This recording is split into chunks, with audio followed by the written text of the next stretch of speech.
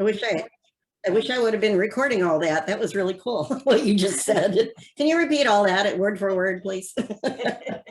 Yeah, it's true, because, and that's what we help our clients realize, that at any moment, they have the ability to choose to think differently. Back to my first teacher in medical hypnosis, Michael Preston, he said, we teach people how to think, really simplified. We're helping them learn how to think differently, is the subtext, of course, because they already know how to think, and the way they're thinking is keeping them in that stuck side, at least a little bit, but sometimes way more than they realize, right? And we offer them, in that first session, we can offer them relief from the stress at the very least. And that's the starting point. I think, like I said, I think stress is what it's all about anyway. If you can get them to start getting used to let going some of the stress, then their body's going to start functioning better right away without you doing anything else. Right? They're going to start sleeping better. They're going to start feeling better. They're going to start eating better. And the medicine will start working better that they're taking, whatever it is. So yeah, absolutely. Yeah, the pivot point, to me, that's a powerful concept. And like I said, people forget that they have control over their thoughts. It's a nice thing for us to remind them, you control your thoughts. Everyone else may have been in control of this situation up to this point. But what we're going to do here with me is we're going to remind you that you can take control. You always have control of how you choose to think about it. That's the key. It's all about state. What we do with as a medical hypnotherapist is help them to get into a healthier state, which then manifests in a healthier body, mind, emotional, organic experience. And it's always about belief systems. It's about fears and doubts. Those, that thing I came up with about your ID. Your internal dialogue creates your identity. That's one place where we can help to teach them to hit pause once in a while, come back to now. You know, I always give them that direction to take that pause once in a while throughout the day, many times, and think about, you know, how you feel and how do you want to feel, and what can you do right now to make yourself feel a little bit better? What can you think about that causes you to feel better? And the unconscious wants to run with that because it always wants to move toward health and what feels better. We just keep getting in the way by having fears and other people telling us we should be afraid, very afraid, be afraid. You know, it's like, well, if it'll help, maybe I'll consider it, but most of the time that doesn't really help things, does it? Unless you need to run really fast to run away from that bear in the woods, that bear that came out from behind the tree way out there. You better have that fear available to make you do something. You know, you're not going to be thinking in that moment about, gee, did I turn the lights off when I left the house? Did I close the garage door? I got this project I need to work on when I get home today. You know, none of that's there. All the blood goes to the fight or flight thing. And as it should be. But, you know, then that bear way over there, you know, comes out from behind the tree. You shift into that fight or flight instantly, right? Whew. The thought is bear, and that triggers all the bodily functions instantly. So it's a pivotal response. Now, let's say that bear 100 yards away comes out and all of a sudden it reaches up and takes its head off and sits it on the ground, and a bunch of people come out and they were making a video. It was just an actor in a bear costume. How long does it take your body to go the other way? Instantly, right? Oh, thank goodness. It's only a goofy person with a bear costume on. So pivotal response. See, we can use examples with our clients because they come in stressed. When there's a physical or some kind of a diagnosis, they're probably, a lot of times they've been dealing with it for a long time, but when they come to us, maybe not, you know, it might be something recent, but a lot of times, you know, they, like I said, they forget they have the ability in any given moment to shift their thoughts. And when they shift their thoughts, they shift their state. So we're showing them, we're teaching them how to take charge and how to shift their state intentionally on purpose in a better direction. If they are in a better state, the body's going to start to heal better. It's going to do whatever is possible for it to do. We like I said, it's not going to do anything that it can't do. It's not possible, but there's a whole lot more possible when they're in that healthy state, mentally and emotionally. So, here's another book talking about ideodynamics, mind-body therapy. And the subtitle is Methods of Ideodynamic Healing and Hypnosis. It just sounds good, doesn't it? I mean, it's, you know, like I said, use that with doctors. It'll make you sound intelligent. And it makes sense. And this is by Rossi and Cheek. I don't know where I got Walters from. I got some book by Walters, but I couldn't find it. I was searching during the break, and I don't know who Walters is, but I know he's got something out there that I've got a book by him. But this is Ernest Rossi and David Cheek. Now, Ernest Rossi is an interesting guy because he actually wrote some books with Milton Erickson. And here is one of Rossi's books that I forgot I even had. This is just Rossi. And this is the Psychobiology of Mind-Body Healing, New Concepts of Therapeutic Hypnosis, revised edition. And this is from the 60s. New, modern, 1960s. No, I take that back. I don't know, this is all the other books he wrote. I don't know what year this one is. 93. Oh, this is new. Holy cow, that's like a year after I became a hypnotist. It's that old. So this is another one that evidently I've got some highlighting in here, so I must have done a project on this one too. So, and that's Ernest Rossi. Like I said, these people are all quoted a lot in medical literature. Cook probably the most, Kroger rather. There's a guy named Cook too somewhere. This one we're going to be talking about metaphors, right? And somebody was asking about those last time we met. And I don't know how much your basic hypnosis training covered metaphors, or how much those of you that have been in the field for a while have studied it on your own. But everything we do pretty much is metaphors with clients, isn't it? When we did that objectifying pain little process in this first 2-day training, you're making a metaphor out of their pain, right? You're turning it into an object. Dr. Krasner's book, The Wizard Within, The Yellow Brick Road, that's a metaphor. You know, when I do hypnosis with people, a lot of times I take them down their pathway. A pathway is like a timeline. It's like a lifeline. It's, you know, what's it like? That's a good way to find the metaphor. What's that like? And they'll tell you. It's kind of like, and they'll give you the metaphor. So it's not hard to get metaphors now that I know how to do them. So this one, because Erickson was all about storytelling and metaphors, therapeutic trances, right? This is by Stephen Gilligan. You've heard that name before in here.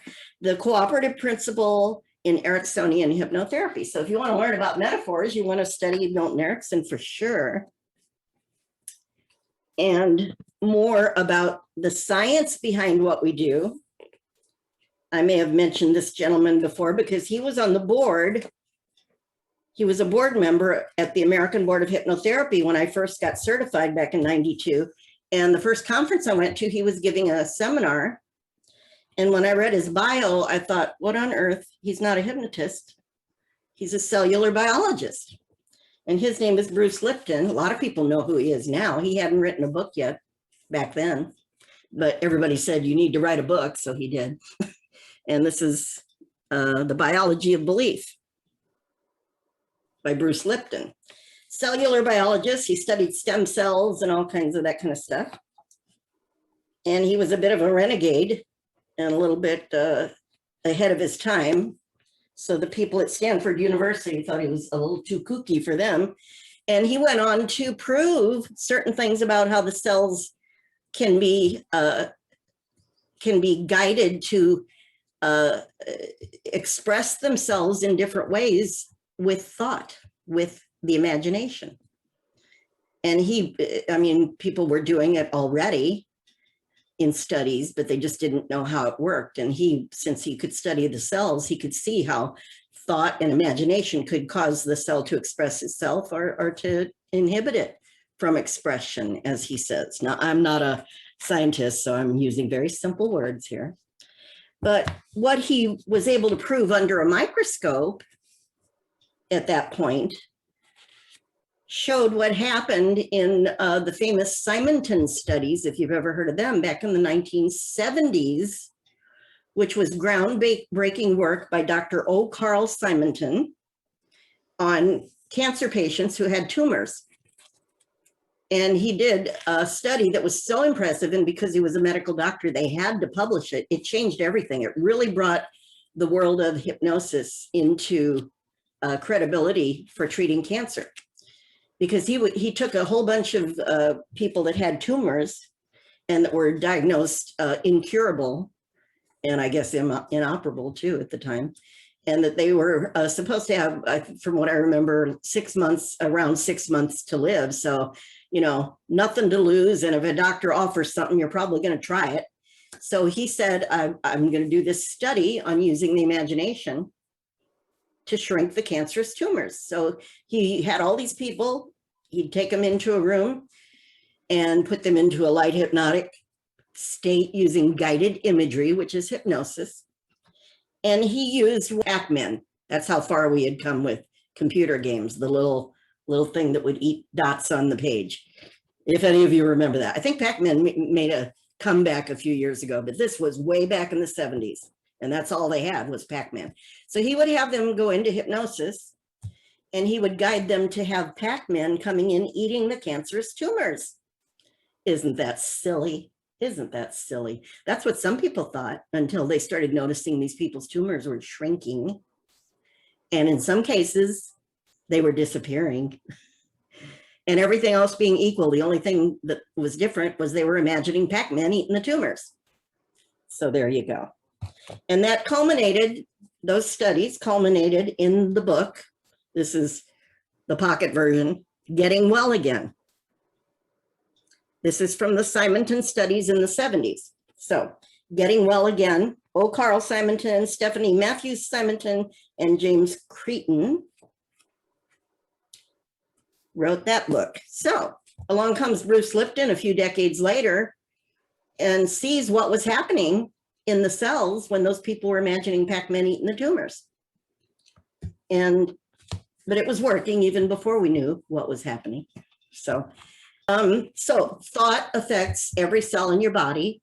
It's nice for us to remember this when we're working with our clients, because when they're in our office, what do we want to do? We got to listen to their story to get the clues about where are they now and what are their thoughts and belief systems about what got them where they are now. We got to know that. We need that information in the very first intake. Then our job is to start reframing and redirecting their thoughts and their state into a healthier state. Again, when they get into a healthier state, guess what? If they have an eating disorder, they're going to eat better. If they have a smoking problem, they're going to probably not want to smoke. If they have reactions to some of the medicine they're taking, their body's going to process it better when they're in a better state. So it's all about us in our sessions then, once we've got the intake, to, as much as, in my opinion, as much as possible, get off of all that stuff that got them where they were, stuck and a victim, and keep shifting their state and their attention and their thoughts and their attitude in a direction that's going to give them a better trance, as Milton Erickson would say. They come in with the trance of being a victim. We're going to teach them a new trance of how to be a victor, how to be empowered, how to think in a way and pivot yourself off of those thoughts that make you feel bad, that make you hopeless and helpless, and pivot into a place where you're starting to feel pretty darn good and like you got some control over this situation. And you're more relaxed and you're sleeping better and you're probably eating better, processing the drugs better, going through whatever physical therapy, whatever it is they're doing, they're going to have a better experience. So they're going to go with it, and it will accumulate. And we know about the ripple effect. You know, it starts out small and then it gets big much faster, and their unconscious mind will spread it out to everything. So a thought, it all starts with a thought, just like Dr. Preston always said. Is anyone familiar with Masaru Emoto? Masaru Emoto, I don't know if I'm pronouncing it right, and the water studies that he did, Masaru Emoto. Yeah, some people have. There was a video that featured that. Was it the one, What the Bleep, I think was the name of it? Talked about the water studies, this Japanese guy. This is a little book that I found, The Hidden Messages in Water. This is based on those studies, but it has all the pictures of the water, the photographs they did of the crystallized water samples. Oh, there he is. Okay, there's Masaru Emoto. There he is. Mr. Emoto. There he is. Yeah, he's Japanese. I saw a video many years ago before I ever heard of that, and before What the Bleep came out and all that, all those studies that, or those videos that were talking about him. And I took a seminar one time and somebody had a video of the actual water studies, and Emoto was there. I'd never heard of him. Nobody else in the room had ever heard of him. And here he is, and they showed all these people, and they showed these little test tubes all over the place, and people sending messages into the water. If you're not familiar with this, he had samples of water from all over the world, everything from tap waters to lake waters to glacier waters to river waters, every kind of water imaginable, and these test tubes. And he would have people gather around, you know, a lot of people, and they would send with their mind and with their voice messages out to these giant tables full of samples of water from everywhere. And one of the examples I remember is he would have them saying, "I love you, you're beautiful," those kind of things, right? Everybody keeping that focus for whatever amount of time it was. And then he would crystallize, he would have the water crystallized and take photographs of them.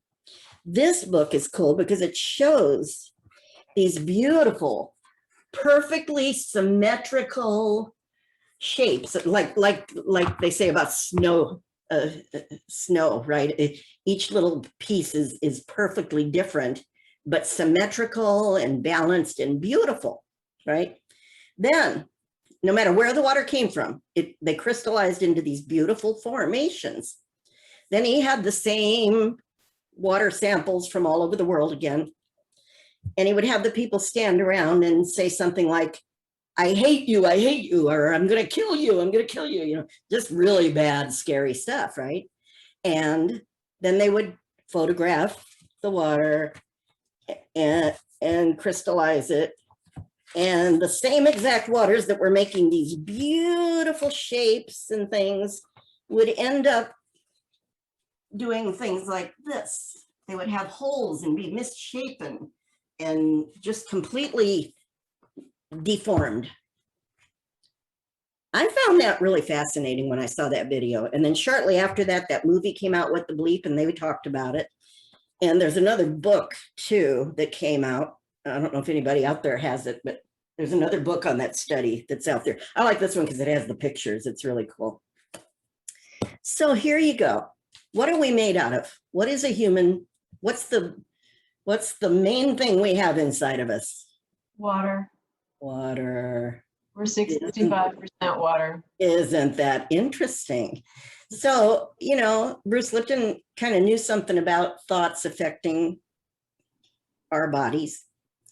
And Dr. Preston knew something about that. And some people actually know how to measure it and produce it. You know, that water study was interesting, but, you know, all my life, I've heard people that have green thumbs that raise plants say that, you know, if you play Mozart to the plants, and if you talk nice to the plants, they thrive. And if you play rock and roll, or if you yell at the plants, they'll die, they'll wither, they won't grow as well at the very least, right?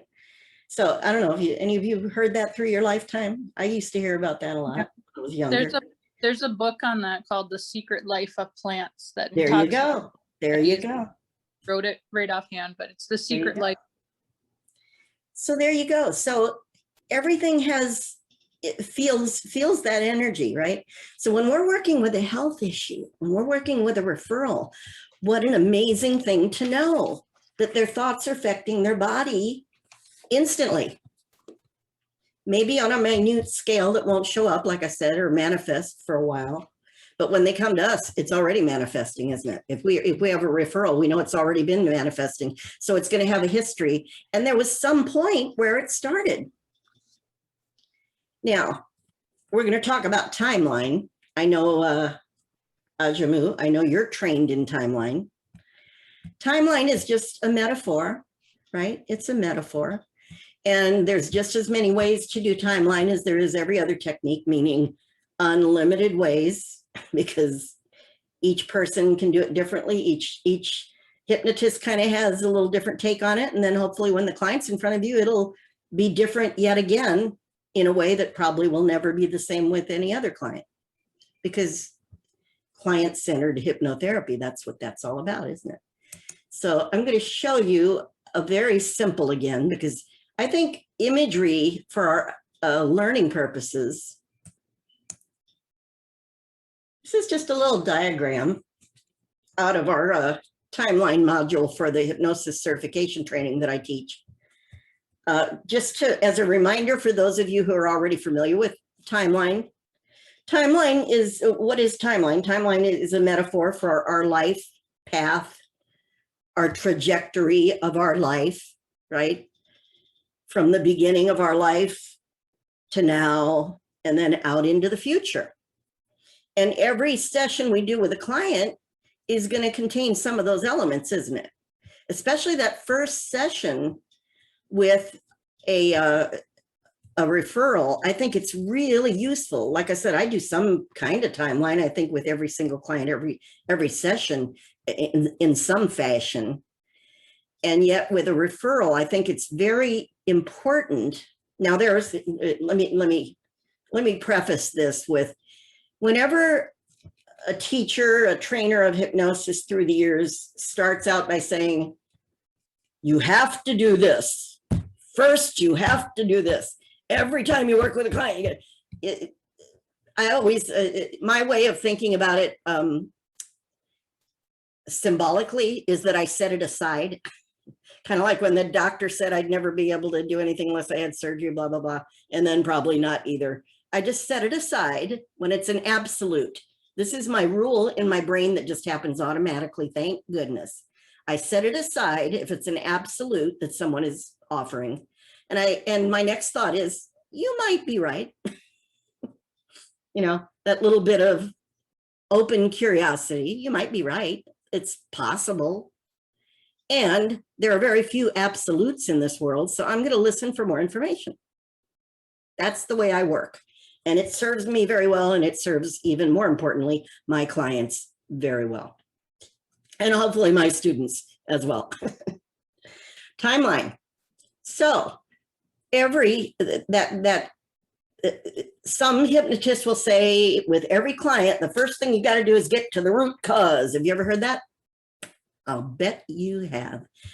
You got to get to the root cause. Another word for it is initial sensitizing event, right? You got to get to that. And guess what? For some clients, especially if they have a catastrophic illness, they may not be quite ready to address that root cause yet, that first session. So I don't know if that's necessarily accurate. What I like to do is respect the person, and I do like to do a timeline on that first session, because I know something in the past is where this thing started.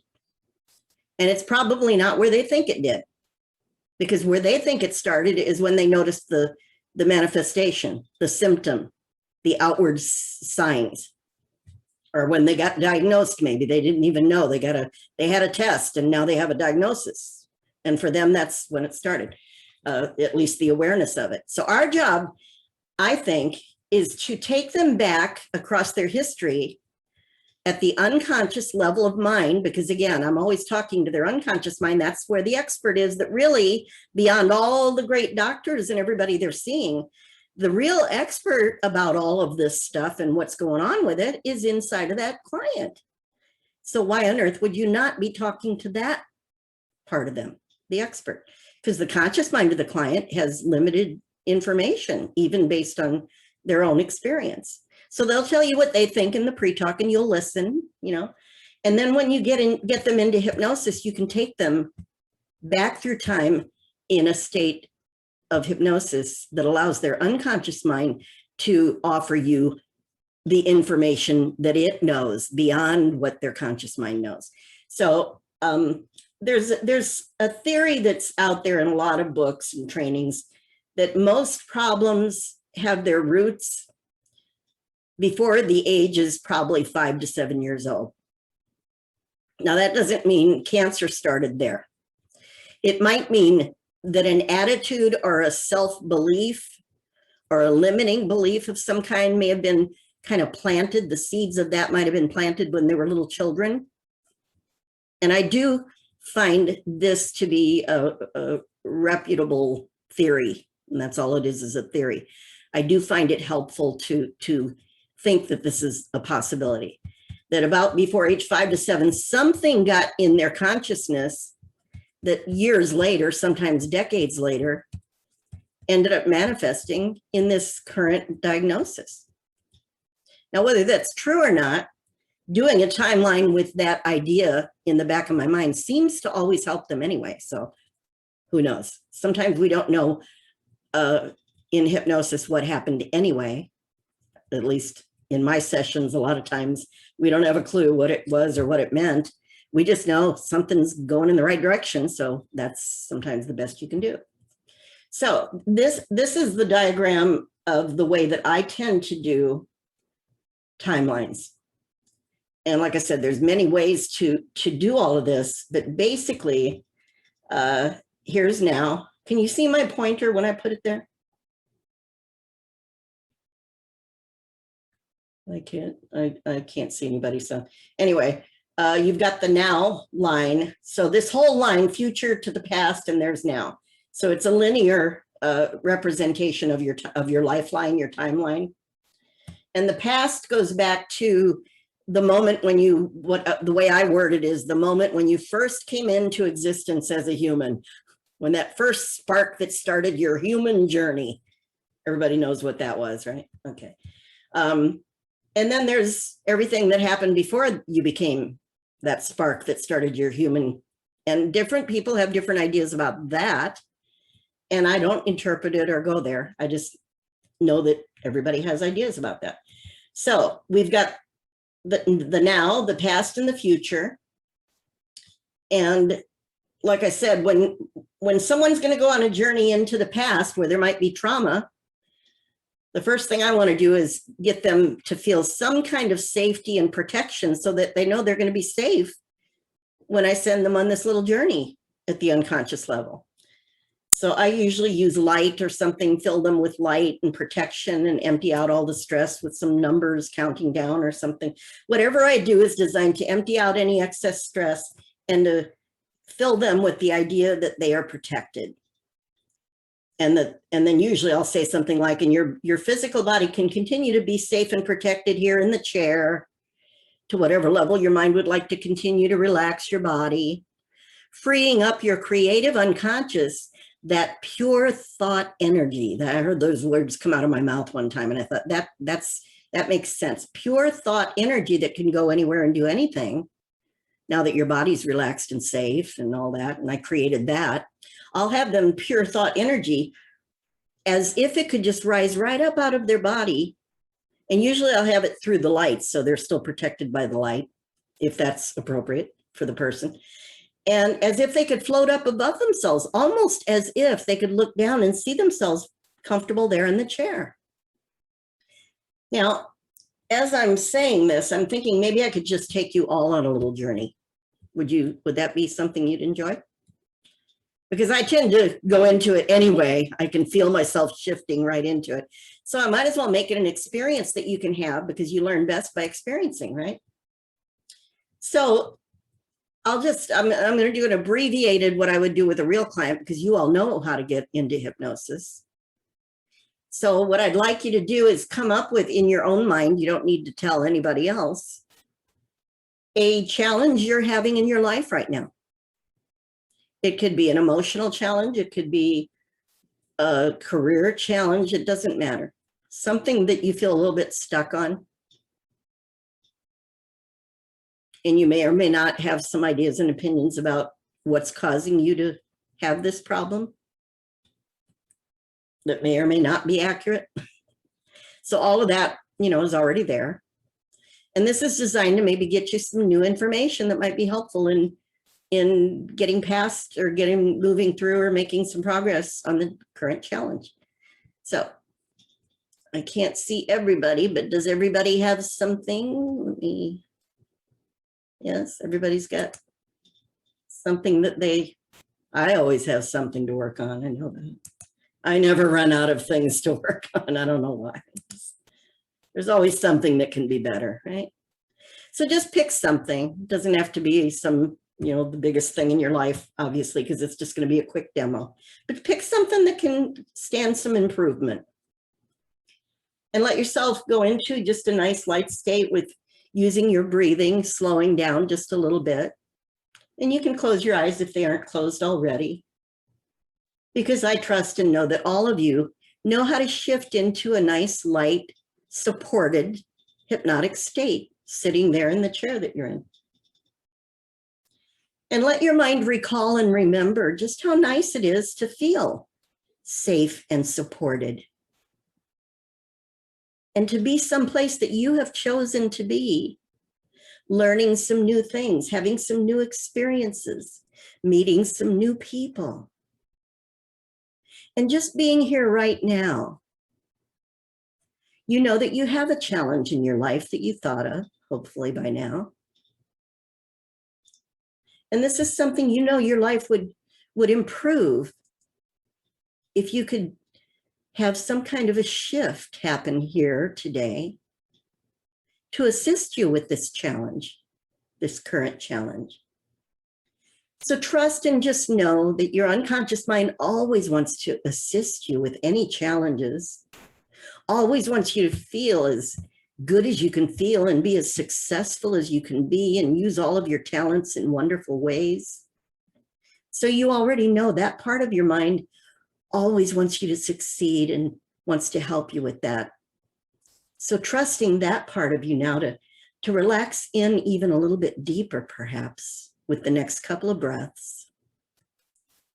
And I like to think of a beautiful beam of light energy, positively charged light energy coming in through the crown of the head from the abundant universe of beautiful light energy, as if it could come in through the crown of your head and just spread very quickly and easily and freely through every muscle, bone, fiber of your being, in and through your body, comforting and soothing all of the internal organs, relaxing away any unnecessary stress or tension, and keeping you fully supported and safe. And even spreading beyond your skin into that wonderful field of energy that is part of you, beyond your skin, filling that energy field with that beautiful, comforting, soothing light energy, that protective energy, forming like a protective shield all around you, keeping your physical body safe and filtering out. That shield will filter out anything that isn't useful, helpful, or necessary to assist you with your challenge. And you can trust your mind knows how to do this so easily. It's always wanting to do this for you. And it will filter out anything that isn't helpful, useful, or necessary. If there's an outside sound or noise, or even something I say that just isn't in line with something you need to process, it'll just float right on by. You may notice it briefly if it's a sound or something. And you'll be aware that your mind knows that doesn't really need my attention right now. And just continue on with your beautiful journey now that your physical body is relaxed to whatever level and protected by that light and soothed by the light. You can imagine as if your thought energy, that unconscious creative imagination that can go anywhere and do anything, it's like pure thought energy, as if it could rise right up through that light, through the top of your head, as if it could rise up and just pause there a couple of feet above you, as if it could look down and just notice you there, so relaxed, so peaceful, so protected and safe.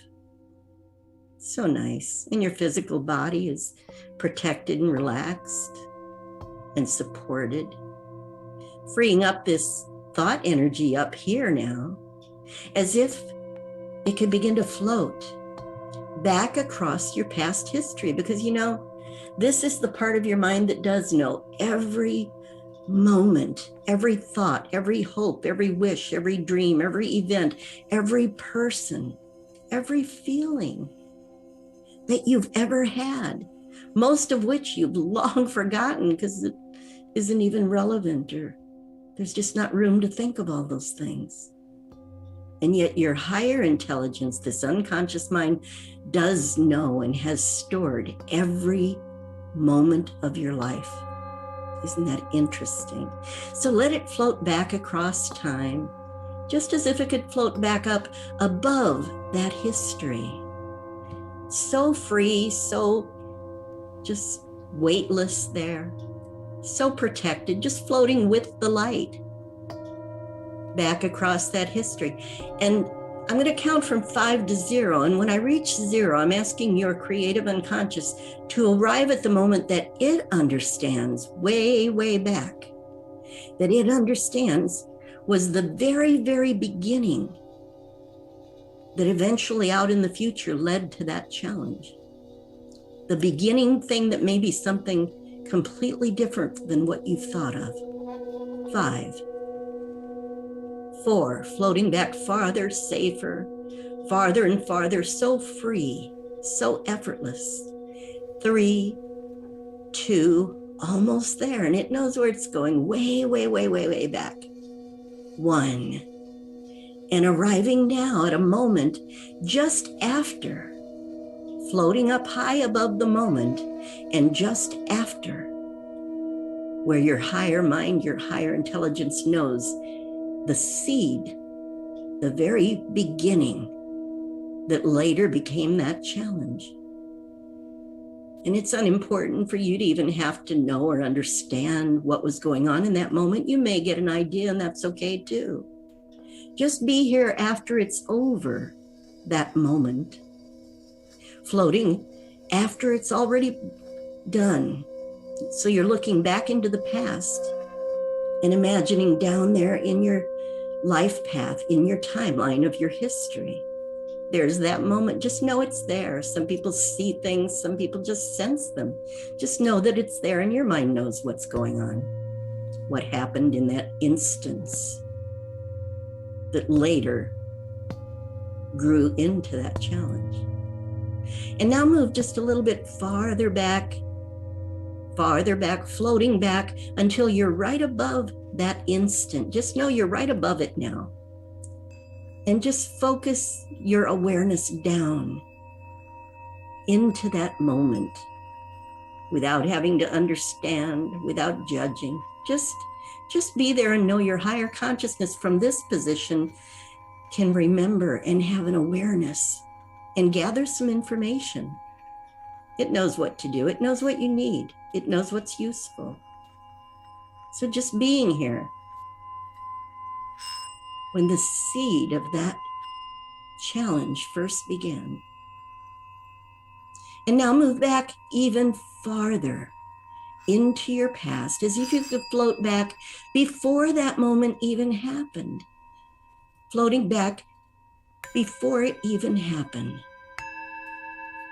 so that now you can pause and your higher mind can look out into the future, and down there, it can become aware down there and out in the future. There it is. There's that instant that later grew into that challenge, probably many, many years later. That's right. And just pausing there, knowing your higher consciousness has an awareness of this moment when it hadn't even begun yet. The seeds of that challenge hadn't even begun yet. Nothing has even happened yet regarding that. And now, just because it's so nice to float here and be safe,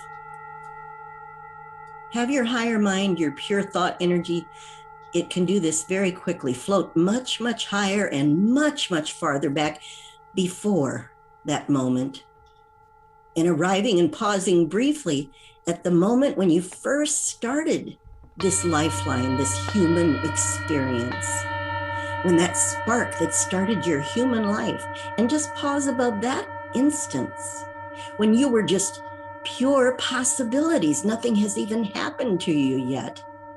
And in this place, your higher consciousness can become aware of all of your possibilities, all of your inborn traits and talents, potentials, characteristics, all of the uniqueness and the wisdom that made you different from every other human that's born in this instance, pure possibilities.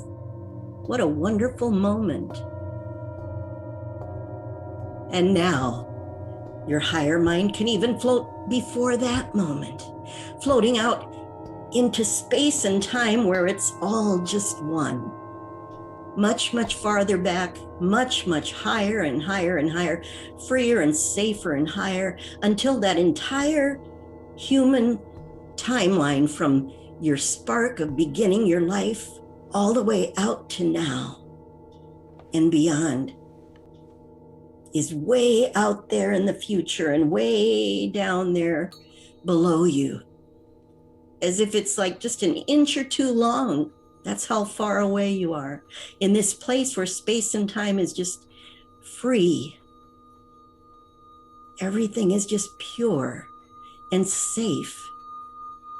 And in this place, your higher mind can gather even more insight, even more perspective of all that it knows about you. And bringing all of that available information now back down and slowly moving again over that moment, that spark that started your human life, and moving up now to just before again, that event, that moment, floating above and just before the moment that the seed or seeds were planted that began and later turned into that challenge out there at now. And just pause again and move over the event now. Just move over it and trust your mind is gathering information and insights. If you like and it feels right, you can even move right down into that moment and just be there and feel what it feels like. Notice what it's like to just be there and to experience the beginning. And now floating back above your timeline and allowing your creative unconscious, because it knows everything that happened after that moment that built up through the time that ended up being that current challenge out there at now. It knows every subsequent event that added power to that moment, when either a belief was formed or an attitude or something happened. And each subsequent moment, your mind can pause again and gather information about each subsequent event that contributed to adding power to that challenge out in the future. Moving through very quickly, your mind can do this, gathering new information, lessons, insights, moving all the way back to now, as if you're floating above yourself once again, floating in that beam of light, having brought back much more than you could ever know consciously. So just allow and imagine your unconscious mind emptying out through that beam of light, sending down into your physical body and your brain and your energy all that it gathered Everything that it knows will be useful for you. It's unimportant for you to even know what it is. Just imagine sending it down through the light and into you. And now focusing out across the future and moving through that light again. Pure thought energy moving out, and move out to 6 months from now. Your mind can get there very quickly, right now. And as it arrives above, finding yourself down there in that future. 6 months have now passed. And let your higher consciousness show you now the manifestation of all that you did 6 months ago. It knows. It knows everything about you, and it knows what possibilities have already manifested. Notice what you notice, feel what you feel, sense what you sense. And just know that your higher mind is gathering insight and information about what is truly possible for you based on what it knows, the truth of you. And now you can float back across time, noticing that timeline from now all the way back, all the way out to that future, realigning, readjusting in line with what is for your highest good based on what your unconscious mind gathered here today. All those things realigning and adjusting in line with your highest good. All the way back above yourself, and now floating right down through the light, right back down into your body. And bringing back all of the insights, all of the possibilities, all of the things that your mind has gathered, being distributed now to every cell, every muscle, every bone, your entire energy, and even that energy beyond your skin, filling every part of you with the knowledge and wisdom and insights and information that it gathered. And some of these things may come into your conscious awareness out in the future, in the coming hours and days, or perhaps you'll have dreams that will give you some information that's useful based on the challenge you began this exercise with. Your mind will continue, now that you've asked for its help, it will continue behind the scenes when you finish this experience to assist you, to give you little information, creative ideas perhaps, in the coming hours and days. And when it does, you'll know that it's continuing to help you because you asked, because you gave it permission, and because it wants you to have the best possible resolution for the current challenge. So thank it. I think it's always a nice idea to thank that amazing creative unconscious mind. It's so powerful, and it's going to continue to help you. So thank it in advance for the things it's going to be continuing to help you with in the days and hours to come. In your own way, thank it. Appreciate it. Send that gratitude inside. As you prepare to come back from this experience, knowing it's only the beginning. Right now, a new beginning that you create, however you choose. 1, 2, coming back. You all know how to bring yourself out of the state, even though sometimes I really don't want to come back, but we got to get back to the class. So 3, 4, and all the way up, and 5. And if your eyes are still closed, you can open them now. I'll bet you can open them, unless you glued them shut or something silly like that we used to do in class all the time. Never quite understood that one, but hey, it's fun. Okay, is everybody back? So you get the concept, right? I threw a lot of stuff in there because that's just what I do once I get going. I embellished a lot on the concept. But the idea of timeline is you're going back to a perceived and assumed, a presumptive point in your history that started the current problem. When we're dealing with medical issues, of course, it would be the point that something, the seed, if you will, or something happened, or a belief was formed when something happened that triggered later, sometimes years or decades later, the cancer, let's say, or the migraine headaches, or the skin condition, or whatever it is that we're being referred to. The idea is that there was something that started it, and it probably wasn't yesterday or last week. If it's an injury, obviously that's a whole different thing. You know, I fell off the ladder. That's why I have this injury. Okay, that makes sense. Sometimes though, it's an injury. I fell off the ladder, like a couple of people I've worked with through the years, you know, 5 years ago, and I don't seem to be healing the way the doctor thinks I should. Now you may have something else going on, right? So timelines are good for everything. If they're in your office for a diagnosis, and let's say they're already in treatment for something, which is usually the case, and they are healing fairly well, but I mean, they're going to be coming to a hypnotist for something isn't quite as good as the doctor thinks it ought to be, or they wouldn't be referring them to a hypnotist. So it's either emotional something, or, you know, there's going to be something, and that's going to have something that the timeline can help with. And that's just one way to do the timeline. I mean, there's no rules about where to go first, second, third. I started taking them out into outer space like that because it's such a different perspective, you know? It's like before anything even happened to the person yet.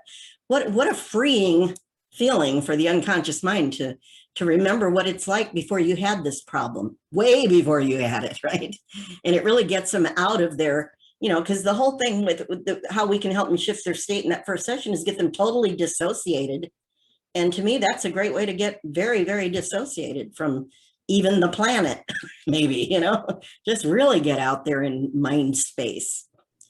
And it gets them out of that stress of their body, that their body's feeling from being anxious or being worried or being depressed or any of those other things that have been going on based on their diagnosis. And you know, it'll get them out of that somewhat. And it's just a nice little way to give them that experience. And that my goal in that first session with anyone that's being referred to me is, again, that they walk out feeling so much better than they ever imagined they could feel with all this stuff going on with them.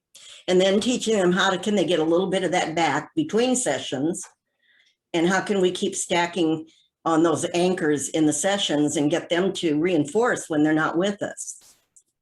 And keep it going so that state starts to be more of the norm. Yeah, Judy? Patty, there's a book out called Virtual Reality Hypnosis. Ooh, I like the cover. Kelly Woods. Oh, Kelly Woods? Yes. It Nice. is. And Gibbons.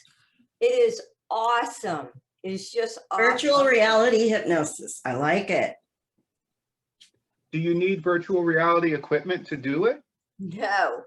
Good question. Nope. Well, I'll give myself a plug then. The Art of Spiritual Hypnosis by Roy Hunt, edited by Roy Hunter. I'm one of the authors. I'm chapter 10, actually. Congratulations. I am chapter 10. Are you in here, Ajamu? No, ma'am. No? I didn't get the memo.